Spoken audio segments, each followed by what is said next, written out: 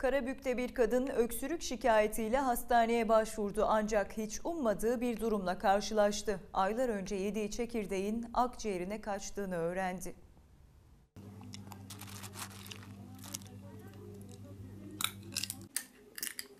Öksürük şikayetiyle doktora gitti. Akciğerinde çekirdek olduğunu öğrendi. İlginç olay Karabük'te yaşandı. 57 yaşındaki Hatice Ulusoy öksürük şikayetiyle hastaneye başvurdu. Yapılan tetkiklerde kadının akciğerlerinde bir cisim olduğu tespit edildi. Operasyonla alınan cismin çekirdek olduğu ortaya çıktı. Başarılı operasyonla sağlığına kavuşan kadın çekirdeği aylar önce yediğini ve çok şaşırdığını söyledi.